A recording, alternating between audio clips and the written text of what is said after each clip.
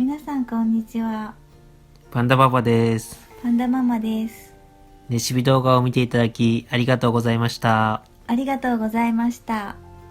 前回の動画でキーワードいっぱいと言った通り、ミニマカロンを36個作りました。卵1個から36個。いっぱい作れたね。いっぱいだね。今回は本当の最後の最後まで生地を絞り出したからね。では早速、このミニマカロンを作ろうと思ったきっかけをパンダパパからどうぞ。きっかけはですね、今回も実はリクエストです。ただリクエストといっても、マカロンじゃなくて、ちょっとケーキを作ってほしい、パウンドケーキを作ってほしいというリクエストがあったので、最近マカロン動画に専念してるということもあって、ケーキとかにトッピングできるような可愛いマカロン作りたいなということで作ってみました。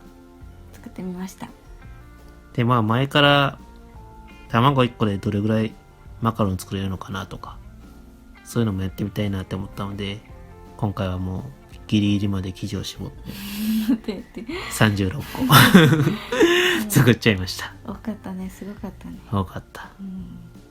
実際食べてどうですか？いつもの安定した美味しさがありました。安定した美味しさだった。自画自賛。でもガナッシュにね、いちごダイスが入ってるのが甘いけどちょっと甘酸っぱい感じで、酸味が良かったね。すごい食べやすくて、美味しかった。結構いっぱい食べちゃったね。あと一口サイズだからね、食べやすい、女性も食べやすいですかね。そんな感じですかね。はい。あとは今はバレンタイン企画中で、日曜日と水曜日と金曜日の18時から動画投稿しているので、またぜひ見に来てください。あと明日は動画の投稿日じゃないんですが、今日作ったミニマカロンのラッピング方法っていう短い動画を出そうかなと思うので、バレンタインとかね、大量生産していっぱい配りたいという人とか、ぜひ作って、で明日の動画でラッピング見て配ってほしいなと思います。ぜひ作ってみてください。はい、お願いします。よろしくお願いします。じゃあまた次の動画で会いましょう。はい。でもラッピングはもうトークなしかな。短い動画やから。そうだね。レシピ動画の時だけトークありでやろうと思うんで、また次のレシピ動画で会いましょう。バイバイ。バイバイ。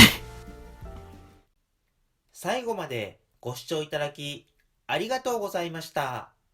パンダワンタンは YouTube 内でマカロンレシピ動画を公開しております。わかりやすいをコンセプトに時間をかけて動画を作っております。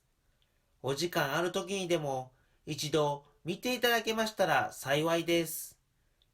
また、クックパッドや Twitter など他の SNS もやっております。詳細は概要欄に載せておりますので、そちらもフォローいただけますと嬉しいです。